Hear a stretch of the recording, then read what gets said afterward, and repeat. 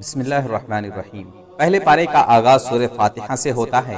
اس سورہ کو ام القرآن بھی کہا جاتا ہے۔ حدیث پاک کے مطابق سورہ فاتحہ میں اللہ تعالیٰ نے تمام امراض کی شفا رکھی ہے۔ سورہ فاتحہ کا آغاز بسم اللہ سے ہوتا ہے۔ بسم اللہ کی تلاوت کے ذریعہ اس بات کا اظہار کیا جاتا ہے کہ ہم ہر کام کا آغاز اللہ کے نام کے ساتھ کرتے ہیں جو نہایت مہربان اور بہت رحم فرمانے والا ہے۔ بسم اللہ کے بعد سورہ فاتحہ میں اللہ کی حمد و ثنا بیان ہے کہ تمام تعریفیں اللہ رب العالمین کے لیے ہے جو کہ مہربان اور بہت زیادہ رحم فرمانے والا ہے۔ اس کے بعد اس بات کا تذکرہ بھی کیا گیا ہے کہ اللہ تعالیٰ یوم جزا کا مالک ہے۔ یوم جزا ایک ایسا دن جس میں جزا اور سزا کا صحیح اور حقیقی فیصلہ ہوگا۔ ہر ظالم کافر اور عاصب کو اپنے کیے کا جواب دینا پڑے گا۔ اس کے بعد سورہ فاتحہ میں اس عقیدے کا اظہار کیا گیا ہے کہ ہم تیری ہی عبادت کرنے والے اور تجھ سے ہی مدد مانگنے والے ہیں۔ اس کے بعد اللہ تعالیٰ سے سیدھے راستے کی طلب کی گئی ہے جو کہ ان لوگوں کا راستہ ہے جن پر اللہ کا انعام ہوا، اور ان لوگوں کا راستہ نہیں جو اللہ کے غضب کا نشانہ بنے یا گمراہ ہوئے۔ سورہ فاتحہ کے بعد سورہ بقرہ ہے۔ سورہ بقرہ کے آغاز میں 3 گروہوں کا ذکر کیا گیا ہے۔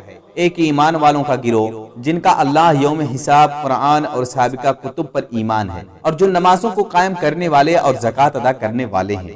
دوسرا گروہ کافروں کا گروہ ہے جو کسی بھی طور پر ایمان اور اسلام کے راستے کو اختیار کرنے پر تیار نہیں۔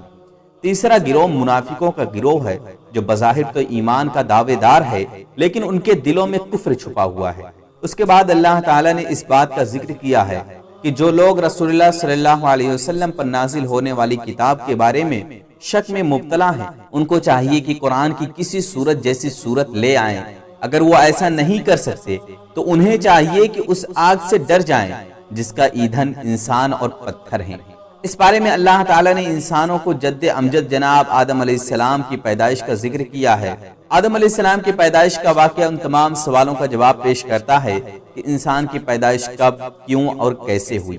انسانوں کی تخلیق سے قبل زمین پر جنات آباد تھے جنہوں نے زمین پر سرکشی اور بغاوت کی، جسے کچلنے کے لیے اللہ تعالیٰ نے فرشتوں کی ایک جماعت کو کہ جس میں ابلیس بھی شامل تھا روانہ کیا۔ ابلیس اگرچہ گروہ جنات سے تھا لیکن مسلسل بندگی کی وجہ سے وہ فرشتوں کی جماعت میں شامل ہو گیا تھا۔ اس بغاوت کو کچلنے کے بعد ابلیس کے دل میں ایک خفیہ تکبر کی کیفیت پیدا ہو گئی جس سے اللہ رب العزت پوری طرح آگاہ تھے۔ اللہ تعالیٰ نے اس موقع پر انسانوں کی تخلیق کا فیصلہ فرمایا اور فرشتوں سے مخاطب ہو کر کہا، میں زمین پر ایک خلیفہ پیدا کرنے والا ہوں۔ فرشتے اس سے قبل زمین پر جناتوں کو دیکھ چکے تھے، چنانچہ انہوں نے کہا، اے اللہ تو زمین پر اسے پیدا کرے گا جو خون بہائے گا اور فساد پھیلائے گا، جبکہ ہم تیری تعریف اور تیری تقدیس میں مشغول رہتے ہیں۔ اللہ نے کہا، جو میں جانتا ہوں تم نہیں جانتے۔ اللہ نے آدم علیہ السلام کو مٹی سے بنانے کے بعد ان کو علم کی دولت سے بہراور فرمایا اور ان کو اشیاء کے ناموں سے آگاہ کر دیا۔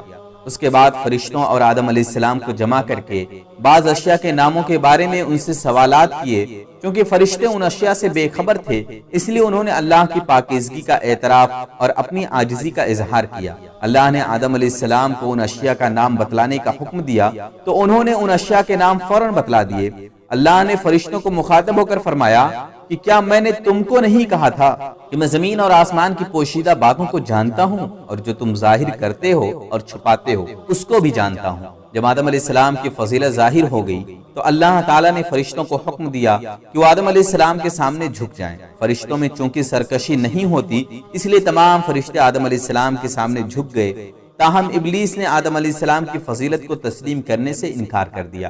اس تکبر پر اللہ تعالیٰ نے ابلیس کو ذلیل و خوار کر کے اپنی رحمت سے دور فرما دیا اور آدم علیہ السلام کو ان کی اہلیہ کے ساتھ جنت میں آباد فرمایا۔ ابلیس نے اس موقع پر اس عزم کا اظہار کیا کہ وہ رہتی دنیا تک آدم علیہ السلام اور ان کی ذریت کو راہ ہدایت سے بھٹکانے کے لیے سرگرم رہے گا۔ جب اللہ تعالیٰ نے آدم علیہ السلام کو جنت میں آباد فرمایا تو ان کو ہر چیز کھانے پینے کی اجازت دی مگر ایک مخصوص درخت کے قریب جانے سے اور اس کا پھل کھانے سے روک دیا۔ ابلیس جو کہ انتقام کی آگ میں جل رہا تھا اس نے آدم علیہ السلام اور جناب حوا علیہ السلام کے دل میں وسوسہ ڈالا کہ آپ کو شجر ممنوعہ سے اس لیے روکا گیا ہے کہ کہیں آپ کو ہمیشہ کی زندگی حاصل نہ ہو جائے۔ آدم علیہ السلام اور ان کے اہلیہ حوا علیہ السلام وسوسے میں مبتلا ہو کر شجر ممنوعہ کے پھل کو کھا لیتے ہیں۔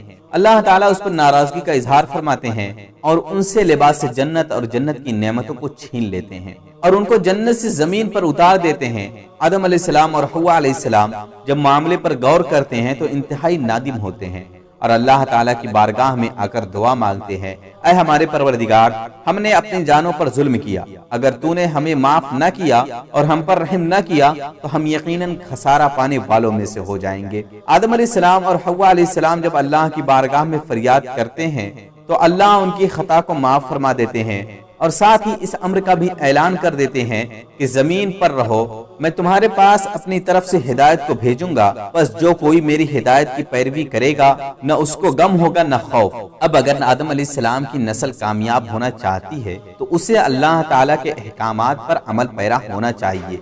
اس بارے میں اللہ تعالیٰ نے یہودیوں پر اپنے احسانات اور انعامات کا ذکر بھی کیا ہے اور ان کی نافرمانیوں اور ناشکریوں کا بھی۔ اللہ تعالیٰ فرماتے ہیں کہ انہوں نے بنی اسرائیل پر من و سلوہ کو نازل فرمایا، ان کو رزق کی تگودو کرنے کی ضرورت پیش نہیں آتی تھی۔ اس طرح اللہ تعالیٰ نے ان پر بادلوں کو سایہ فگن فرما دیا اور ان کو دھوپ سے محفوظ فرما دیا۔ بنی اسرائیل کے 12 قبیلوں کے لیے اللہ تعالیٰ نے 12 چشموں کو جاری فرما دیا، لیکن ان تمام نعمتوں کو حاصل کرنے کے بعد بھی وہ اللہ تعالیٰ کی نافرمانی اور ناشکری کرتے رہے۔ اس بارے میں اللہ تعالیٰ نے جناب ابراہیم علیہ السلام کے واقعے کا بھی ذکر کیا ہے کہ انہوں نے اپنے بیٹے اسماعیل علیہ السلام کے ہمراہ اللہ تعالیٰ کی بندگی کے لیے اللہ تعالیٰ کے گھر کو تعمیر فرمایا۔ تعمیر فرمانے کے بعد آپ نے دعا مانگی، اللہ تعالیٰ ہمارے عمل کو قبول فرما، بے شک تو سننے اور جاننے والا ہے۔ آپ نے اللہ تعالیٰ کی بارگاہ میں یہ دعا بھی مانگی، اے اللہ اپنے حرم کی رہنمائی کے لیے ایک ایسا رسول بھی مبعوث فرما جو ان کو کتاب اور حکمت کی تعلیم دے اور ان کو پاک کرے۔ اللہ تعالیٰ نے جناب ابراہیم علیہ السلام کی دعا کو قبول فرما کر جناب رسول اللہ صلی اللہ علیہ وسلم کو مبعوث فرمایا۔ دعا ہے کہ اللہ ہمیں پہلے پاری کے مضامین کو سمجھنے اور ان پر عمل پیرا ہونے کی توفیق دے، آمین۔